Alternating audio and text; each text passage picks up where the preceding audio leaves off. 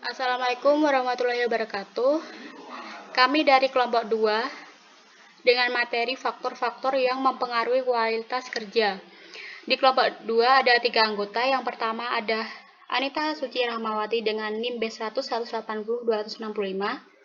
Yang kedua ada Rani Safitri NIM B100 180 268. Dan yang ketiga ada Afdolur Rizal dengan NIM B100 180 301. Kami dari kelas C Manajemen dengan konsentrasi SDM. Sumber daya manusia merupakan hal yang sangat penting sekali dalam setiap organisasi. Karena dengan adanya sumber daya manusia, maka organisasi akan berjalan dengan baik. Di dalam organisasi dituntut adanya pengelolaan sumber daya manusia yang berkualitas. Dan untuk mewujudkan maka diperlukan peningkatan kesadaran dari manusia itu sendiri akan pentingnya sumber daya manusia dalam pencapaian tujuan organisasi. Kualitas kerja dapat diukur melalui ketepatan, kelengkapan, dan kerapihan. Oke, kita masuk ke teori kualitas kerja menurut ahli. Dan kami memiliki beberapa tokoh. Yang pertama ada Wilson dan Hale tahun 1987.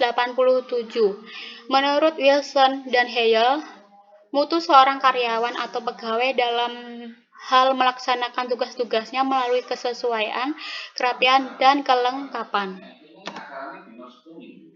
Dan yang kedua ada Matutina tahun 2001. Menurut Matutina, kualitas kerja yang mengacu pada kualitas sumber daya manusia seperti pengetahuan, keterampilan, dan kemampuan yang dimiliki seorang karyawan.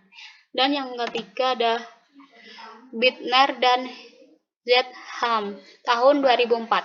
Menurut Bittner dan Zetham, bahwa hal yang dapat memicu peningkatan kualitas tenaga kerja antara lain dengan memberikan pelatihan atau training, memberikan insentif atau bonus, dan menetapkan teknologi yang dapat menunjang peningkatan efektivitas dan efisien kerja.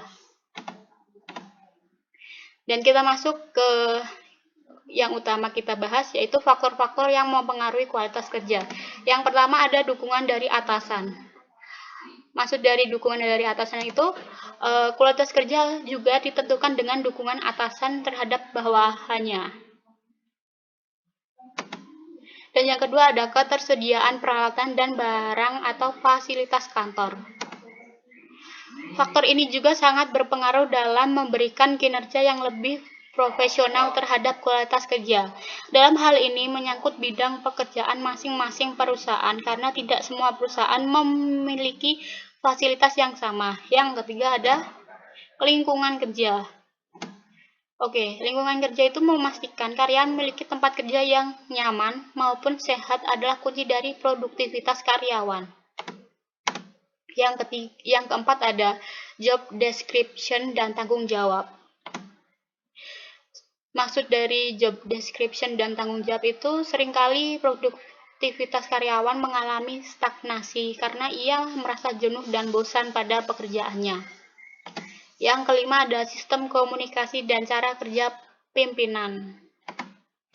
Karyawan mengharapkan bos atau atasan yang suportif, yaitu memiliki karakter yang pengertian, fleksibel, dan dapat dipercaya. Hal ini akan mempengaruhi bagaimana karyawan berinteraksi dan berkomunikasi dalam pekerjaannya.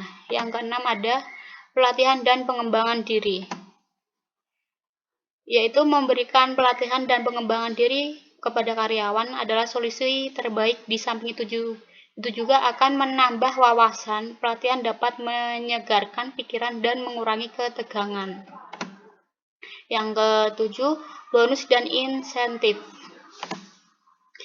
yaitu berupa upah, merupakan salah satu faktor paling krusial dalam upaya meningkatkan motivasi kerja karyawan, seperti memberikan bonus dan insentif kepada karyawan maupun tim kerja yang telah mencapai target perusahaan. Oke, kita masuk yang terakhir itu dari pembahasan yang kita bahas tadi dapat disimpulkan bahwa kualitas kerja salah satu hasil yang bisa diukur dari tingkat efisiensi dan efektivitas seorang karyawan dalam melakukan suatu pekerjaan yang didukung oleh sumber daya lainnya dalam mencapai tujuan perusahaan secara umum. Dan juga kualitas kerja yang rendah akan membuat produktivitas menurun, dan sebaliknya, jika kualitas kerja karyawan tinggi, maka hal tersebut akan meningkatkan tingkat produktivitas. Sekian dari kelompok 2. Kurang lebihnya kami minta maaf. Wassalamualaikum warahmatullahi wabarakatuh.